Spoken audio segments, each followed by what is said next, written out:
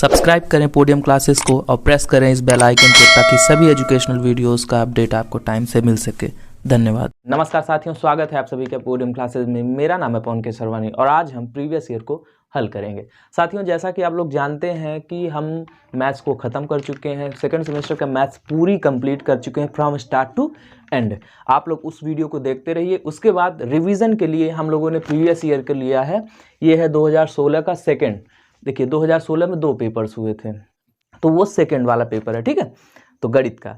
तो चलिए उसी को हल करते हैं, समय को नहीं गवाते हैं। इतने दिन में गैप था थोड़ा सा, हाँ मैं भी थोड़ा सा व्यस्तता थी, सामाजिक व्यस्तता, लेकिन अभी आ गए हैं बैक टू वर्क और अभी शुरू करते हैं। चलिए, तो पहला क्वेश्चन दिया है कि परिमेय संख्या -4/9 से छोटी परिमेय संख्या है। 4 ऑप्शंस हैं। देखिए क्वेश्चन क्या है, क्वेश्चन नंबर 1 2016 का है। ये क्या है, 2016 का है, ठीक है, सेकेंड बार जो हुआ था, दूसरी बार जो हुआ था गणित का पेपर, ठीक है। चलिए, तो पहला क्वेश्चन दिया है परिमेय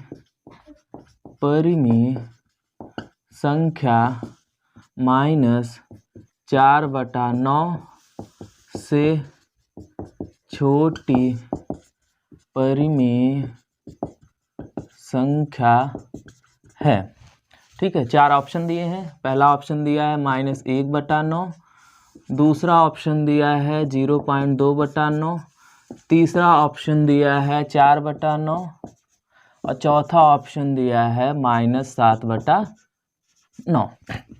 अब देखिए साथियों, जैसा कि हम लोग जानते हैं कि परिमेय संख्याएं क्या होती हैं, वो संख्याएं जो P/Q के फॉर्म में होते हैं या फिर P/Q के रूप में होती हैं, वो संख्याएं परिमेय संख्या होती हैं, ठीक है। तो यानी कि ये सभी संख्याएं क्या है, परिमेय संख्या है।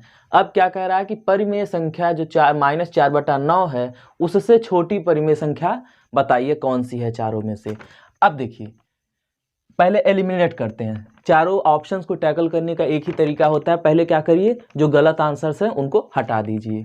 तो ये दोनों तो पॉजिटिव हैं, यानी कि प्लस वाले हैं।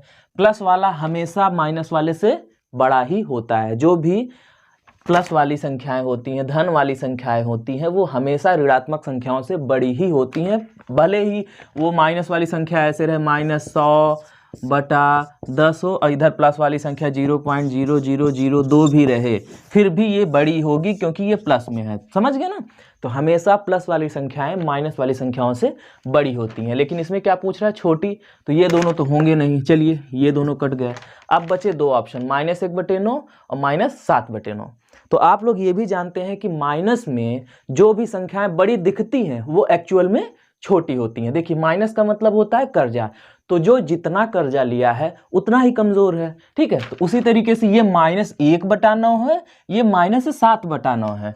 तो ये दिख तो ये बढ़ा रहा है और ये छोटा दिख रहा है, ये 1/9 है, ये 7/9 है, लेकिन दोनों माइनस में है। तो जो बड़ा दिख रहा है वही एक्चुअल में छोटा होगा। ये देखिए -4/9, 4/9 से बड़ा दिख रहा है -7/9। दिख तो भले बढ़ा रहा है लेकिन छोटा यही होगा क्योंकि माइनस में है। ये ज्यादा कर्जा लिया है, तो ये ज्यादा कर्जा लिया है, इसलिए ये इससे छोटा होगा, ठीक है। तो अतः यही वाला हमारा ऑप्शन 4 सही होगा।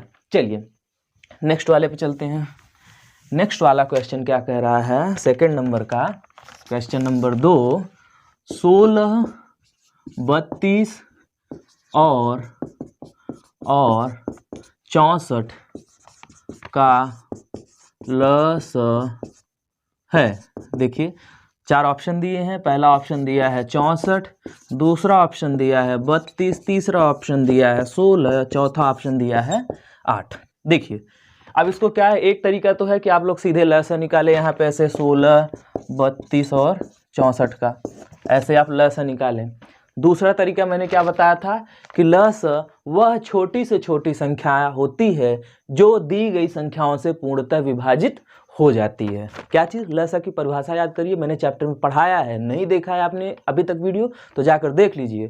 क्या कहा था मैंने कि लसाअ की परिभाषा क्या होती है, लसाअ वह छोटी से छोटी संख्या होती है जो दी गई संख्याओं से पूरी तरह विभाजित हो जाती है। तो चलिए ऑप्शन से ही पकड़ते हैं, क्योंकि देखिए ये बहुविकल्पी है, इस पर ज़्यादा हल करने से, ज़्यादा टाइम वेस्ट करने से कोई मतलब है नहीं। देखिए, तो ऐसी संख्या ढूंढिए, ऐसी ये चारों में से कोई ऐसी संख्या ढूंढिए जिसको ये तीनों काट दें। चलिए तो 16 कटेगा, ये पहले लेते हैं 8 से, 8 कटेगा इनसे, नहीं कटेगा, 16 बड़ा है, कैसे 8 कट जाएगा, नहीं कटेगा, पूरी तरह कहाँ विभाजित होगा, खुद ही छोटा है, 16 भी नहीं कटेगा, 16 कम 16 तो कट जाएगा 16 से, लेकिन 32 से नहीं कटेगा, आधा है ना, पूरी तरह से कटनी चाहिए, 64 नहीं कटेगा, ये देखिए 32 जो है 16 से कट जाएगा, 16 दूना 32, 32 से कट जाएगा 32 से कम 32, लेकिन 64 से कटेगा, नहीं कटेगा। चलो फिर उसके आगे चलते हैं, अब बचा क्या, 64, 16 चौका 64, 32 दूना 64, 64 इक्के 64, यही एक संख्या है जो तीनों से कटी जा रही है, तो इसलिए यही हमारा सही ऑप्शन है, इसलिए ये इसका लस हो गया। फिर से बताते हैं कि लस वह छोटी से छोटी संख्या होती है जो दी गई संख्याओं से पूरी तरह विभाजित हो जाती है, विभाजित हो जाती है मतलब पूरी तरह से कट जाती है। तो देखिए 64 ही वह संख्या है जो तीनों से विभाजित हो रही है, 16 चौका 64, 32 दूना 64 और 64 इक्के 64, ठीक है। जो लस होगा ना उसका एक आप ही लोग ये जान लीजिए, ये तरीका जान लीजिए कि जो लस होता है ना वो दी गई संख्याओं के या तो सबसे बड़ी वाली संख्या जो संख्याएं जो दी गई हैं उसमें या तो सबसे बड़ी वाली संख्या के बराबर होगा या उससे बड़ा होगा। ये संख्या तो ऑलरेडी इससे छोटी है, देखिए 32 भी छोटा है 64 से, 16 भी, 8 भी छोटा है, तो कोई मतलब है नहीं, सीधी सी बात है 64 ही बचा एक ऑप्शन, तो इसी पे टिक लगा देंगे। नहीं आएगा तो गोल्डन रूल है भैया, 32 तो 16 32 और 64 का 16 32 और 64 का आप लस निकाल लो, सबसे बढ़िया, 2 8 16, 2 16 में 32 और 32, 2 4 8 और 16, 2 दूना 4, 4 और 8, फिर इधर करो 2 1 2 4, फिर 2 1 2 मतलब 1 1 और 2, फिर 2 से तो कितना आया, 2 दूना 4 दूना 8 दूनी 16 दूना 32 दूना 64। एक ये तरीका हो गया, एक हुआ कि बस देखे और ऑप्शंस देखा और तुरंत लगा दिया। देख लो कि जो लस होता है वो सबसे छोटी वह संख्या होती है जो सभी से कट जाए, तो ऐसी संख्या ढूंढ लीजिए जो सभी से कट जाए। तो 16 चौका 64, 32 दूना 64 और 64 इक्के 64, ये तो हो गया ऑप्शन से हल करने का तरीका। नहीं आता तो आप बस वही सीधे लगा दीजिए 2 मिनट।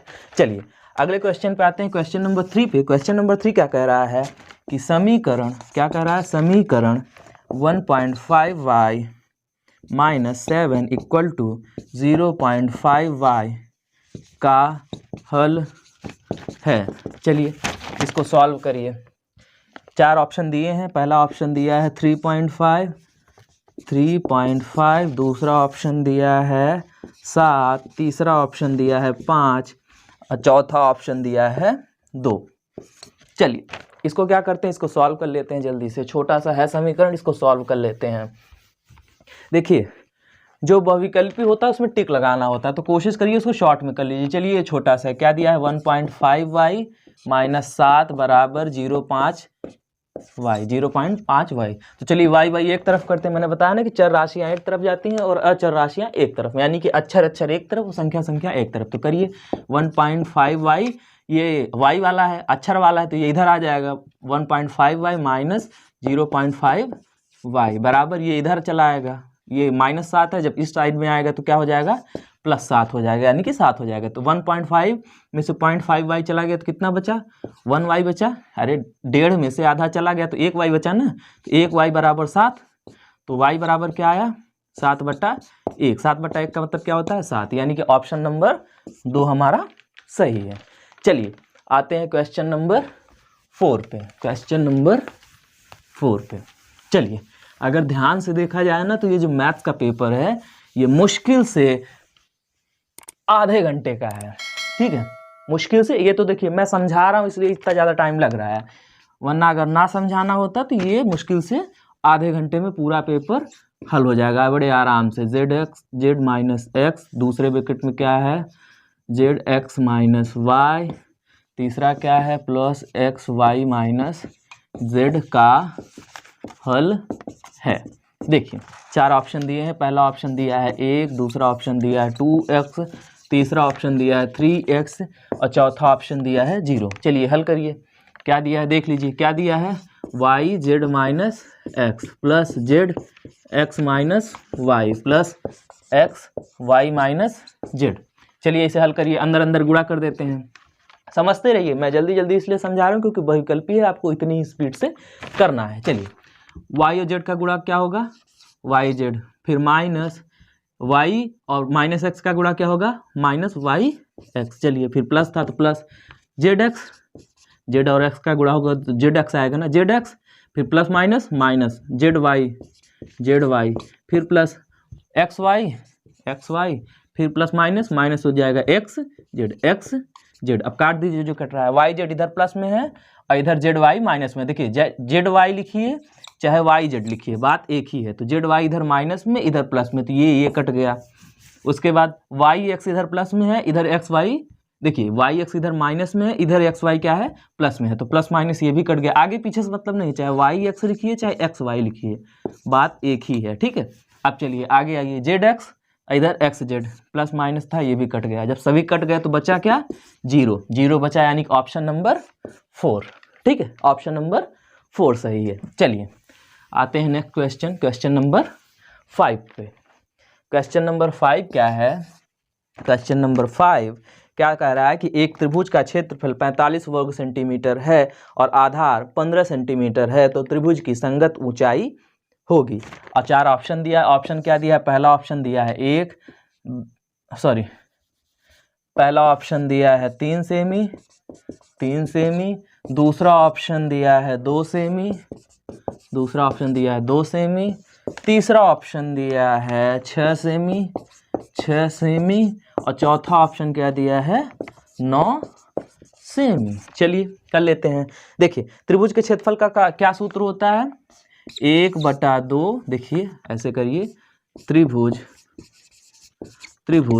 का क्षेत्रफल बराबर क्या होता है, 1/2 गुणे आधार गुणे संगत ऊंचाई, यही तो होता है ना सूत्र।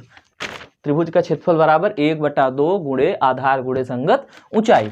तो त्रिभुज का क्षेत्रफल कितना दिया है 45, तो हम क्षेत्रफल की जगह पे 45 वर्ग लिख लेते हैं, 45। उसके बाद 1/2 गुणा आधार कितना दिया है बेटा, आधार दिया है 15, तो 15 लिखिए। उसके बाद गुणे संगत ऊंचाई पूछ रहा है, तो गुणे संगत ऊंचाई, ठीक है, ऊंचाई। अब चलिए कर लेते हैं। अब तिरछा गुणा हो जाएगा, 45 दूना 90, 90 बराबर क्या आ गया 15 गुणे संगत ऊंचाई, ठीक है। देखिए 2 का गुणा इधर हो जाएगा, तिरछा गुणा होता है ना, 45 दूना 90 हो गया, 1 गुणे 15 यानी कि 15 गुणे संगत ऊंचाई। अब चलिए तो संगत ऊंचाई बराबर क्या हो जाएगा, संगत ऊंचाई बराबर 15 इधर गुणे में है, इधर जाएगा तो भाग में, यानी कि 90 आ जाएगा, तो 90/15 यानी कि देखिए बट्टे में चला जाएगा, 90/15 हो जाएगा ना। ये देखिए जब ये इधर आएगा तो ये गुणे में इधर आएगा तो भाग में हो जाएगा, तो 15 कम 15 छक्का 90 यानी कि 6 सेंटीमीटर, ये आई संगत ऊंचाई। हमारा ऑप्शन कौन सा है, ऑप्शन नंबर 3, ये हमारा सही है, ठीक है। तो ये 5 बहुविकल्पी प्रश्न हो गए जो 1-1 नंबर के होते हैं।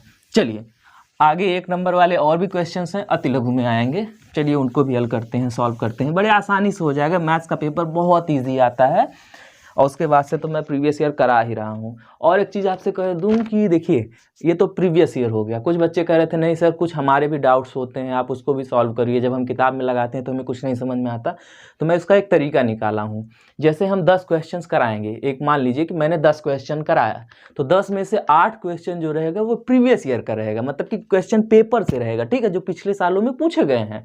और बाकी का जो 2 क्वेश्चन रहेगा वो क्वेश्चन आप पूछेंगे, आप चाहे हमें इंस्टाग्राम पर पूछ लें चाहे यूट्यूब के कमेंट सेक्शन में पूछ लें, हम उस पर जो भी रहेंगे उसको मैं इंक्लूड कर दूंगा। तो 2 क्वेश्चन हो जाएंगे आपके द्वारा पूछे गए, जो आपने पूछा है हमसे, जो भी आपके डाउट्स हैं, और 8 क्वेश्चन हो जाएंगे प्रीवियस ईयर के। तो टोटल 10 क्वेश्चन, 10-12 क्वेश्चन, ऐसे ही रेशियो चलेगा, ठीक है। तो आप लोग क्या करिए, आप लोग कॉपी में किताब में जहाँ भी लगाते हैं देखिए, जो भी डाउट्स हैं, पहली बात तो मैं कोशिश करूँगा कि टेलीग्राम पर, इंस्टाग्राम पर आप जहाँ पूछेंगे वहाँ आपको आंसर दे दूंगा। उसके बाद नहीं दे पाया या फिर कुछ अच्छे क्वेश्चंस देखा मैंने कि हाँ यार ये बताने लायक है, तो उसको क्या करूँगा मैं वीडियो में इंक्लूड कर दूंगा। चलिए लिख लीजिए, आप लोग बहुत लोग हैं, आप लोगों ने मुझे यूट्यूब पर तो काफ़ी लोगों ने सब्सक्राइब किया है, लेकिन इंस्टाग्राम और टेलीग्राम चैनल नहीं जानते। टेलीग्राम चैनल का नाम भी है पोडियम क्लासेस, लिख देता हूँ मैं, टेलीग्राम का जो है वो उसका नाम भी है पोडियम क्लासेस के नाम से है, ठीक है, पोडियम CLASSES, ठीक है। और उसके बाद इंस्टाग्राम जो है, मेरी इंस्टाग्राम आईडी है PAWAN पवन KESARWANI पवन के सरवानी 910 ये है मेरा इंस्टाग्राम आईडी। आप इंस्टाग्राम पे फॉलो कर लीजिए, टेलीग्राम पर भी ज्वाइन कर लीजिए चैनल को, और जहाँ चाहें वहाँ आप प्रश्न पूछ सकते हैं। टेलीग्राम पे आंसर्स, सारे आंसर्स आपको टेलीग्राम पे मिल जाएंगे। देखिए, चाहे आप यूट्यूब कमेंट में पूछेंगे उसका भी मैं अपलोड कर देता हूँ टेलीग्राम पे, आप इंस्टाग्राम पर पूछते हैं उसका जवाब इंस्टाग्राम पर तो देता हूँ, लेकिन साथ में आपको टेलीग्राम पर भी आंसर दे देता हूँ। तो आप लोग अगर टेलीग्राम ज्वाइन कर लेंगे ना, तो उससे आपको एक फ़ायदा होगा, आप चाहे पूछो चाहे ना पूछो, लेकिन जो बच्चों के डाउट्स हैं उसको मैं अच्छे से हल करके उसमें अपलोड कर देता हूँ। तो आप उसको भी देख के आपका एकदम डाउट क्लियर हो जाएगा। हो सकता है कि जिसका जो डाउट रहा वही आपको भी डाउट हो, तो आप लोग टेलीग्राम को तो ज़रूर ज्वाइन कर लीजिए, बाकी इंस्टाग्राम भी आप करना चाहें तो कर सकते हैं। ठीक है, तो जल्दी जल्दी से आप क्या किया करिए कि अब अगली वीडियोस के लिए आप लोग क्वेश्चन पूछिए, उससे क्या होगा कि मैं उन क्वेश्चंस को लूँगा, इन पे आंसर करूँगा, और जो क्वेश्चंस बहुत अच्छे होंगे उनको मैं वीडियो में भी इंक्लूड कर दूँगा। चलिए, हमने कहाँ तक किया था? 5वां क्वेश्चन। अब आते हैं छठे क्वेश्चन पे, क्वेश्चन नंबर 6। देखिए, क्वेश्चन नंबर 6 क्या कह रहा है कि 83 के अंकों को परस्पर बदलने पर प्राप्त संख्या को मूल संख्या से घटाने पर कौन सी संख्या मिलती है। क्या कह रहा है कि एक संख्या है 83, ठीक है, 83 है, इसके अंकों को परस्पर बदल दीजिए, मतलब कि 8 की जगह 3 कर दीजिए और 3 की जगह 8। तो अब इतना कर दीजिए, उसके बाद ये जो प्राप्त होने वाली संख्या है उसको क्या करिए, मूल संख्या से घटा दीजिए। मूल संख्या तो ये हो गई मुख्य संख्या, मेन वाली जो संख्या है ये है, और क्या कह रहा है कि इस मेन वाली संख्या से उस संख्या को घटा दीजिए जो इसके अंकों को बदलने पर मिले। तो ऐसे लिखिए अंकों को, या फिर ऐसे लिखिए संख्या 83 के, यहाँ पे लिख लीजिए हल, ठीक है, यहाँ पे हल, संख्या 83 के अंकों को परस्पर मतलब आपस में, मतलब कि 8 की जगह पर 3 और 3 की जगह पर 8, संख्या 83 के अंकों को परस्पर बदलने पर प्राप्त नई या फिर प्राप्त संख्या बराबर क्या होगा, 83 को देखिए, 83 को पलट देंगे तो क्या हो जाएगा, 38 मिलेगा। देखिए 3 की जगह पर 8 और 8 की जगह पर 3, तो 38 हो गया। प्राप्त संख्या बराबर 38। 38 को मूल संख्या से घटाने पर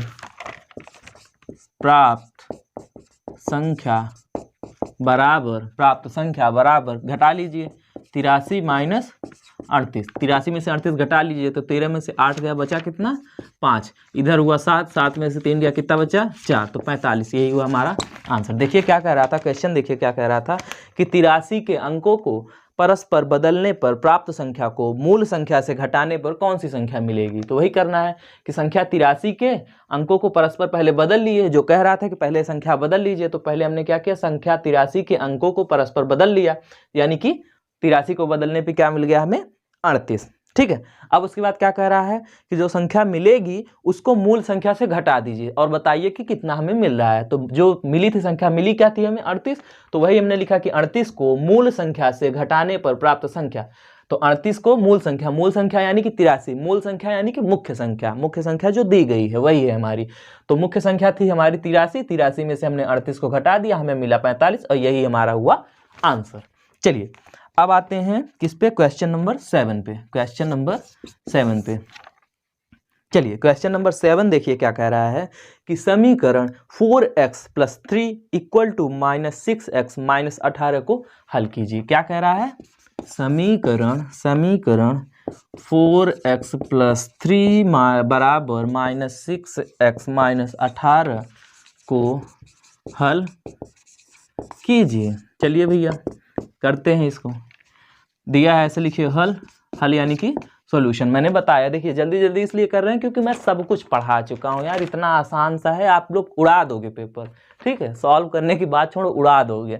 चलिए लिख लेते हैं, क्या है समीकरण, 4x + 3 बराबर -6x 18। आप लोग मेरी क्लासेस ले लीजिए, जो भी है सब कुछ प्लेलिस्ट बना है, आप देखेंगे डीलर सेकंड सेमेस्टर मैथ्स के नाम से बना होगा प्लेलिस्ट। आप उस प्लेलिस्ट पे देखिए, पूरे क्वेश्चंस को एक बार हल करिए और उसके बाद प्रीवियस ईयर कर लीजिए। आप लोग करने के बाद देखेंगे कुछ है ही नहीं मैथ्स में, ठीक है। बड़े आसानी से मैंने समझाया, पूरे कॉन्सेप्ट को एकदम क्लियर किया है।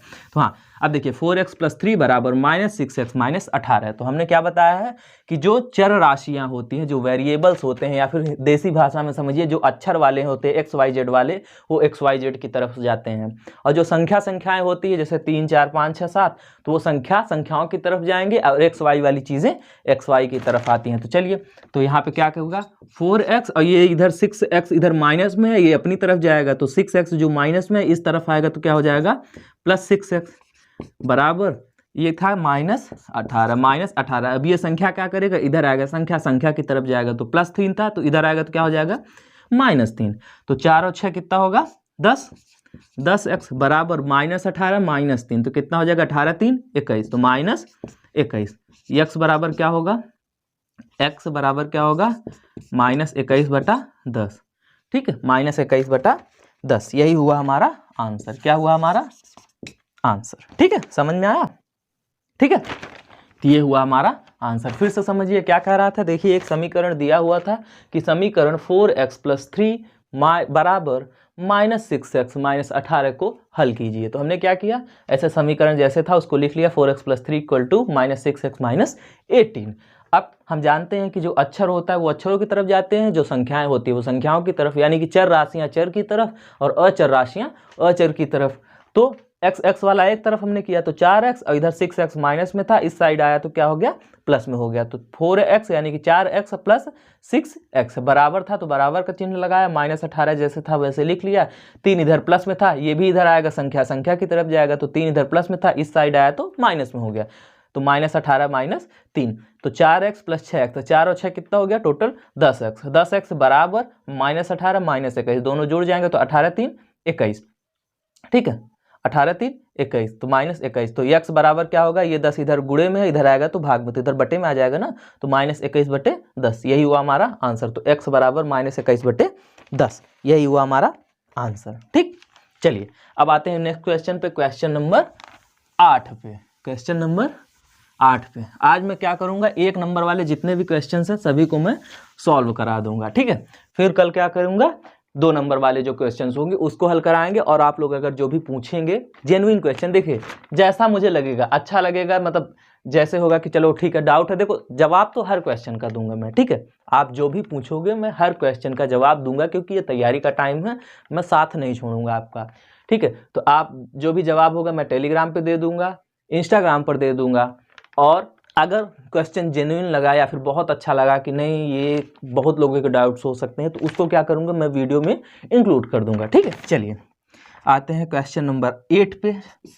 क्वेश्चन नंबर 8, 8वां प्रश्न क्या कह रहा है कि एक कक्ष की लंबाई, कक्ष यानी कि कमरा, एक कक्ष की लंबाई 11 मीटर, चौड़ाई 8 मीटर और ऊंचाई 5 मीटर है। कक्ष की दीवारों का क्षेत्रफल ज्ञात कीजिए। दिया क्या क्या है, जो दिया है पहले उसको लिख लीजिए, ऐसे सॉल्यूशन लिखिए सॉल्व, और उसके बाद जो है उसको लिख लीजिए। क्या है, लंबाई दिया है, तो ऐसे मैंने क्या बताया था, सबसे पहले जो दिया है उसको लिख लीजिए। दिया है कक्ष की लंबाई बराबर कितना दिया है 11 मीटर, कितना दिया है 11 मीटर। अब कक्ष की चौड़ाई तथा ऐसे लिख लीजिए, तथा कक्ष की चौड़ाई बराबर कितना दिया है 8 मीटर, कितना है 8 मीटर, तथा कक्ष की कक्ष की ऊंचाई बराबर कितना दिया है 5 मीटर।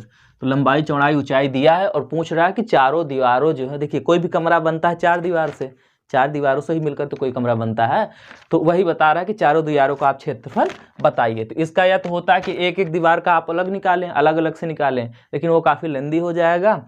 और एक शॉर्ट फार्मूला होता है, फार्मूला क्या होता है इसका कि कक्ष की, ऐसे लिखिए, कक्ष की चारों दीवारों का क्षेत्रफल बराबर 2 ब्रैकेट में लंबाई प्लस चौड़ाई गुणे ऊंचाई।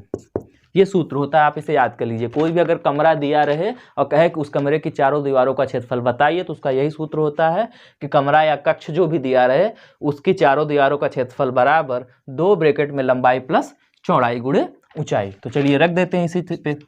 तो 2 लंबाई कितना दिया है 11 प्लस चौड़ाई कितना दिया है 8, तो 11 प्लस 8 हो गया गुणे ऊंचाई कितना दिया हुआ बेटा 5, तो 5। तो हल कर लीजिए, 2 ब्रैकेट में 11 8 कितना होता है 19 गुणे 5 गुणे 5, तो 19 दूना 38 कितना होता है 38 गुणे 5, 38 में 5 का गुणा कर लीजिए 5 40 पंक्तियाँ 15 15 4 19 190 वर्ग मीटर में है ना, तो वर्ग मीटर ये हुआ क्षेत्रफल, यही हुआ हमारा आंसर। तो 190 वर्ग मीटर यही हमारा आंसर हुआ। देखिए फिर से समझिए क्या कह रहा था। क्वेश्चन दिया था कि एक कक्ष मतलब कमरा, तो एक कक्ष की लंबाई 11 मीटर, तो हमने लिख लिया कि कक्ष की लंबाई बराबर 11 मीटर, तथा कक्ष की चौड़ाई जो दिया है वो कितना दिया है 8 मीटर, तो हमने चौड़ाई भी लिख लिया 8 मीटर। फिर क्या कह रहा है, तथा उसकी ऊंचाई भी दिया है, तथा कक्ष की ऊंचाई 5 मीटर। अब क्या कह रहा है, जब इतनी चीज है तो कक्ष की दीवारों का क्षेत्रफल ज्ञात कीजिए। अब जानते हैं आप लोग कोई भी कमरा बनता है तो 4 दीवारों से ही मिलकर बनता है, तिकोना तो होता नहीं कुछ। तो इसका एक सूत्र होता है कि कक्ष या कमरा के चारों दीवारों का क्षेत्रफल बराबर 2 ब्रैकेट में लंबाई प्लस चौड़ाई गुणे ऊंचाई। तो हमने वही किया कि 2 ब्रैकेट में लंबाई दिया था 8, तो 8, लंबाई दिया था 11 तो 11 लिखा, चौड़ाई दिया था 8 तो 8 लिखा, गुणे ऊंचाई जितना दिया था ऊंचाई 5 था तो हमने 5 लिख दिया। तो 2 ब्रैकेट में 11 प्लस 8 गुणे 5, तो 2 11 8 कितना होगा 19 गुणे 5, तो 19 दूना 38 गुणे 5, 38 में 5 का गुणा किया तो कितना है 190 वर्ग मीटर। देखिए क्षेत्रफल जो होता है किसमें होता है वर्ग मीटर में या वर्ग सेंटीमीटर, जो भी रहेगा। ये मीटर में था तो वर्ग मीटर हुआ, सेंटीमीटर में होता तो वर्ग सेंटीमीटर होता है। ठीक है, चलिए अब आते हैं क्वेश्चन नंबर 9 पे। और आज तो कहना भूल गया, अगर अभी तक आपने वीडियो को लाइक शेयर नहीं किया तो प्लीज़ वीडियो को लाइक शेयर कर दीजिए। चैनल को सब्सक्राइब नहीं किए तो चैनल को भी सब्सक्राइब कर दीजिए। ठीक है, बाकी थोड़ा सा देखिए आप, ये क्या है ना, मेरे सब्सक्राइबर्स तो हो गए लेकिन आप लोग ज़्यादा दूर तक रुकते नहीं, पता नहीं क्यों नहीं समझ। अभी तो रुक रहे हैं, अभी तो एग्जाम है, अभी आप लोग रुक रहे हैं, लेकिन करते क्या हो, आप लोग इतने ज़्यादा सब्सक्राइबर हो, आप लोगों ने जैसे प्यार दिखाया उसी तरीके से थोड़ा सा और दिखाइए, वीडियो को देखा करिए। ठीक है, क्योंकि मैंने बहुत ब्रॉडली बहुत अच्छे तरीके से समझाने की कोशिश की है, और इसीलिए पूछता भी हूँ जो भी आपके सुझाव हो, जो भी आप लोग बताना चाहते हो नहीं सर यहाँ पे थोड़ी सी कमी रहेगी, तो आप लोग बताइए उस चीज़ को। ठीक है, वो हमें सहर्ष से स्वीकार है, लेकिन थोड़ा सा बताइए, आप लोग इंगेज करिए। ठीक है, चलिए आते हैं नेक्स्ट क्वेश्चन, क्वेश्चन नंबर 9 पे।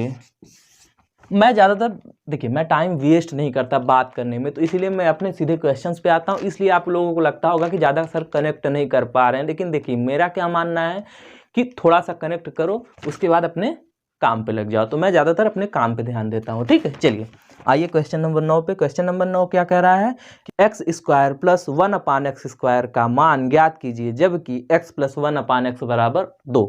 फिर से पढ़ देते हैं, एक्स स्क्वायर धन 1/x स्क्वायर का मान ज्ञात कीजिए जबकि x प्लस 1/x यानी कि 1/x बराबर 2।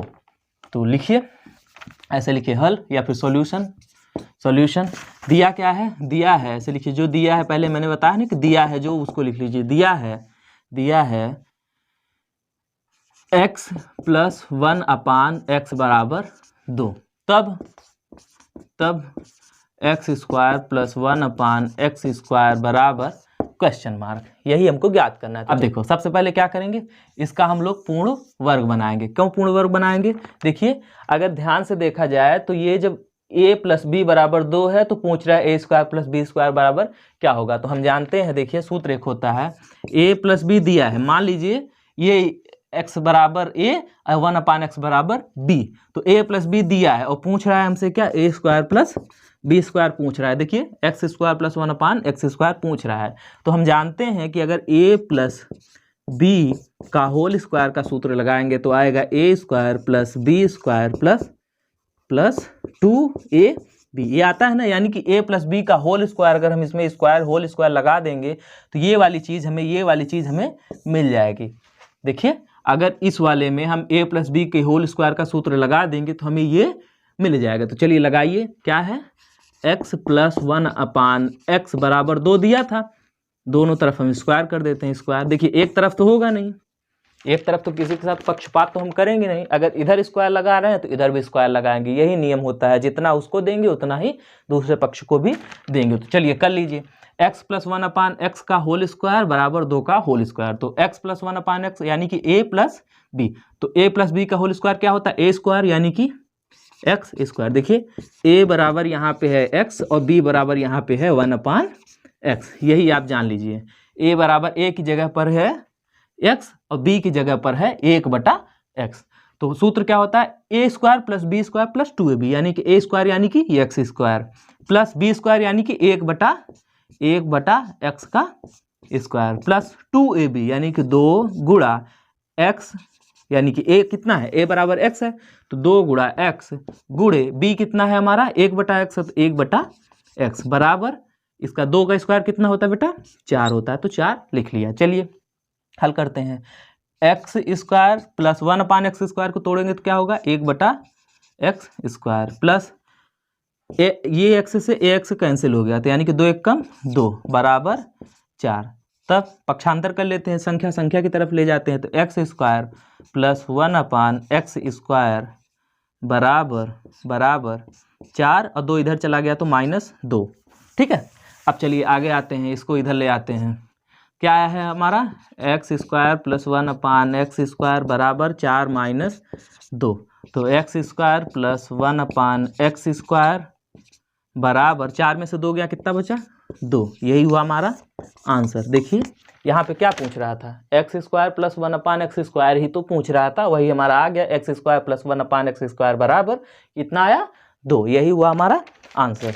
ठीक, देखिए फिर से एक बार रिपीट करते हैं क्या था क्वेश्चन। देखिए क्या कह रहा था कि x square plus 1/x square का मान ज्ञात कीजिए जबकि x प्लस 1/x बराबर 2 दिया था। कि x प्लस 1/x बराबर कितना दिया था? 2 दिया था और पूछ रहा था कि हमें x square plus 1/x square का मान बताइए। अपान मतलब होता है बटा।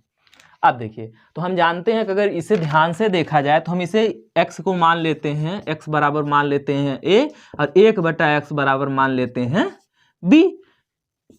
x बराबर मानते हैं a और 1/x बराबर मान लेते हैं b। और इसमें क्या कर रहा है? एक्स स्क्वायर यानी कि a स्क्वायर और 1/x स्क्वायर यानी कि b स्क्वायर।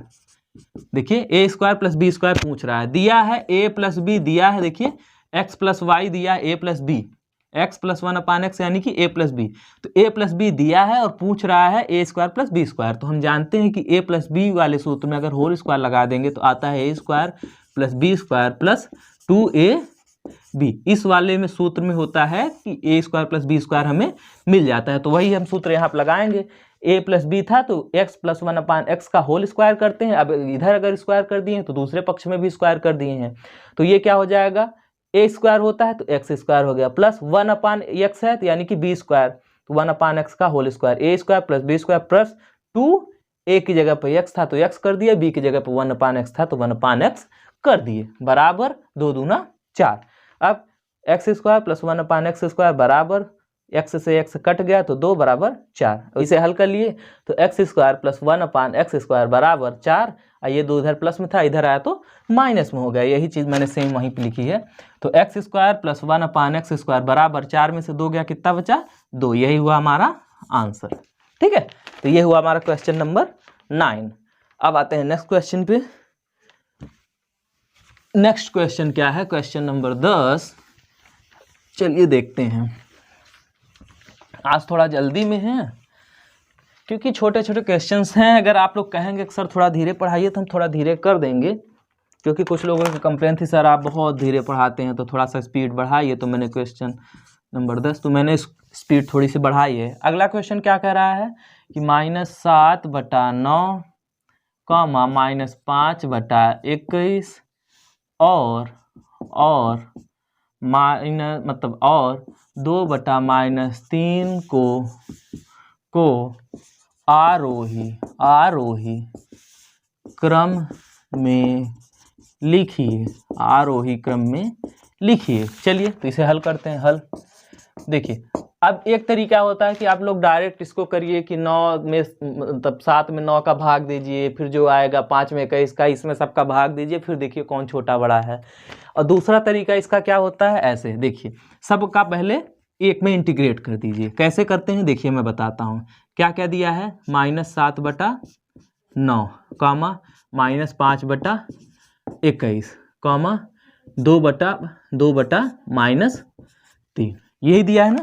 अब इसको क्या करना है, आरोही क्रम में लिखना है। तो सबसे पहले क्या करें, इसका हम निकाल लें, इसका हम तीनों का हम निकाल लें लस, तीनों का क्या करें हम लस निकाल लें। तो चलिए 9, 21 और 3 का लस निकाल लीजिए लस। कितना आएगा, 3 से कटेगा, 3 3 9, 3 7 21, 3 1 3, फिर 3 से काट दीजिए, 3 1 3, 7 और 1, फिर 7 से काट दीजिए, 7 1 7, मतलब 1 1 1, तो 3 3 9 7 63, कितना आया 63 आया लस।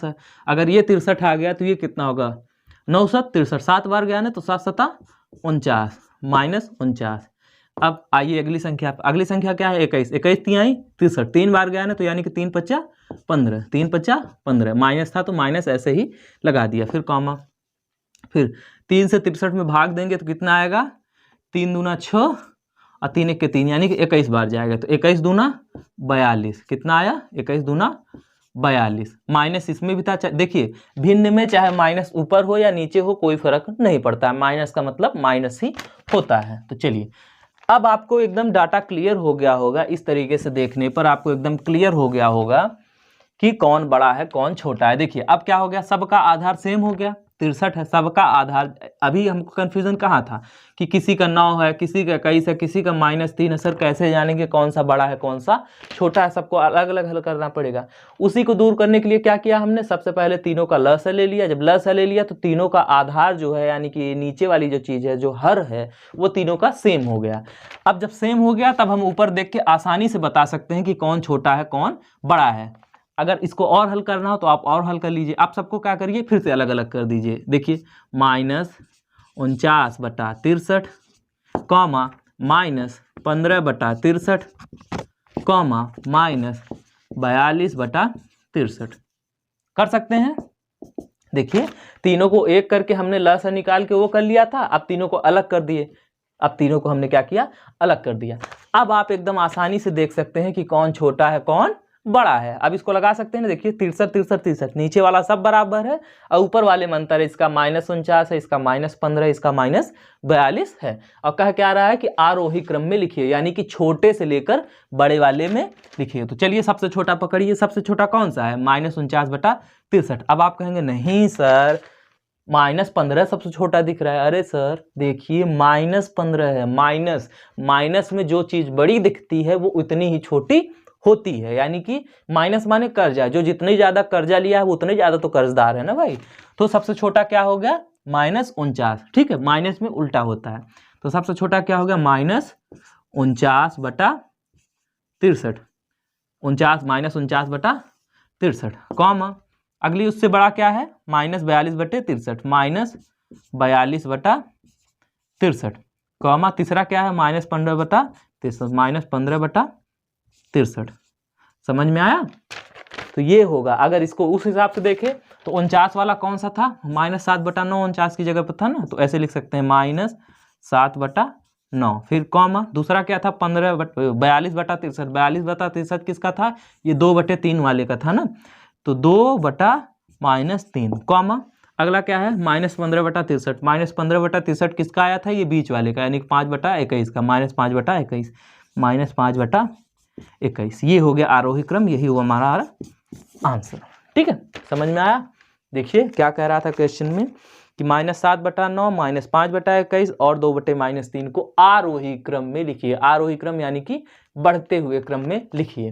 तो अब ये भिन्न दिया हुआ था, सीधे संख्या दी होती तो हम लिख लेते, लेकिन भिन्न दिया है। उसमें एक तरीका तो ये है कि आप लोग सब में से भाग दीजिए, ये 7 में 9 का भाग दीजिए, -5 में 21 का भाग दीजिए, 2 में 3 का भाग दीजिए, तो वो एक तरीका हो गया, सबका भाग निकालो। दूसरा तरीका क्या है, ऐसे लिखिए हल, और ये सबका आधार आप सेम कर दीजिए। जब सबका आधार सेम कर देंगे, सेम करने के लिए क्या करते हैं आप लोग जानते हैं, लस तीनों का ले लीजिए, तो तीनों का आधार हमारा सेम हो जाएगा, आधार यानी कि हर सेम हो जाएगा। तो जब तीनों का लस ले लिया तो तीनों का लस लघुत्तम समापवर्तक कितना आया, 63 आया। तो यानी कि अब सबका लस सेम हो गया, यानी कि सबकी हर सेम हो गई। उसके बाद ऊपर ऊपर जैसे गुणा करते हैं वैसे हमने कर दिया। 9 7 63 था, 7 बार गया था तो 7 7 49, 21 3 63 3 बार गया था तो 3 5 15, 3 21 हमें 21 बार गया था तो 21 दूना 42।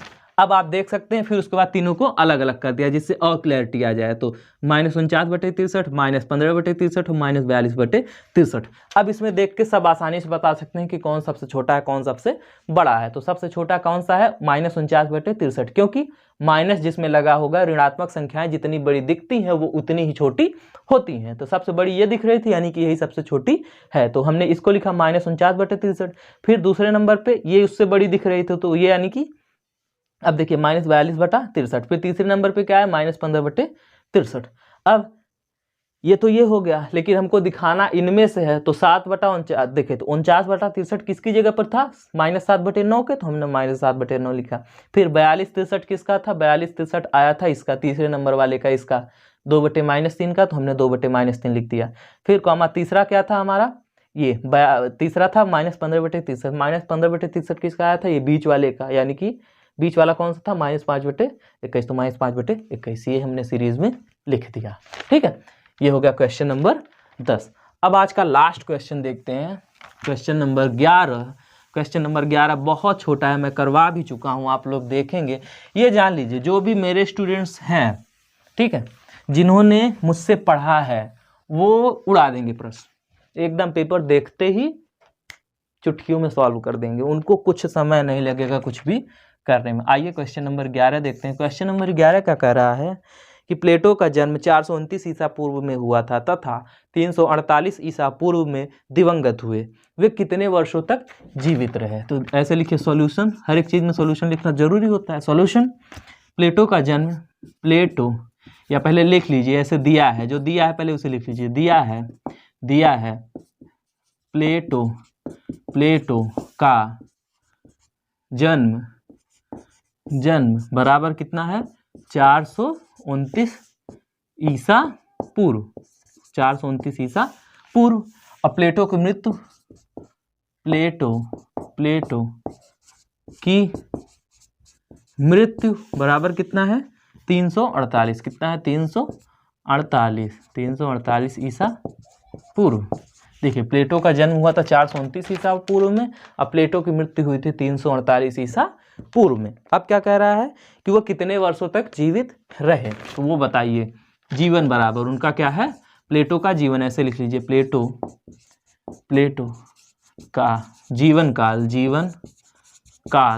बराबर, जीवन काल यानी कि कितने सालों तक जीवित रहे। तो अब इसको समझने के लिए क्या करना पड़े, सीधे से है 429 में से 348 घटा दीजिए। कैसे, नहीं समझ में आ रहा है, आप बताइए।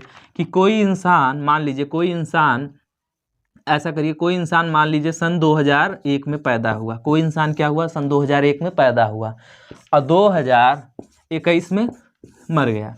कोई इंसान 2001 में पैदा हुआ और 2021 में मर गया, तो पूछे कि वो कितने सालों तक जिया, तो आप क्या करेंगे, जिस सन में वो मरा है उसमें से जिस सन में वो पैदा हुआ था उसको घटा देंगे, यानी कि 2021 में से 2001 घटा देंगे तो आएगा 20 साल। कितना आएगा, 20 साल, यानी कि उसका जीवन काल कितना था, 20 साल का था। वही दिया है कि प्लेटो का जन्म दिया है 429 ईसा पूर्व में और प्लेटो की मृत्यु दी हुई है 348 ईसा पूर्व में, और पूछ रहा है कितने दिनों तक वो जीवित रहे।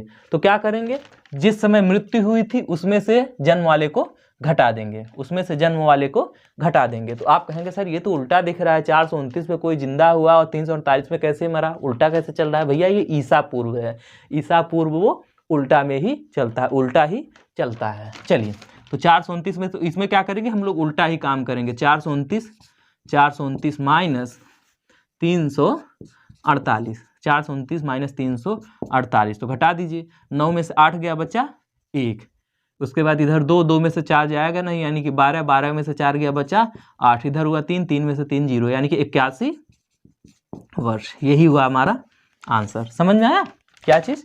देखिए प्लेटो का जन्म दिया था 429 ईसा पूर्व में और प्लेटो कब मरे थे ये दिया था, और पूछ रहा है कि कितने दिनों तक वो जीवित रहे, कितने वर्षों तक। तो वही हमने किया कि 429 में से 348 घटा दिया, 81 वर्ष आया, ये हमारा हुआ आंसर। ठीक है, तो आज हमने किया टोटल 11 क्वेश्चंस।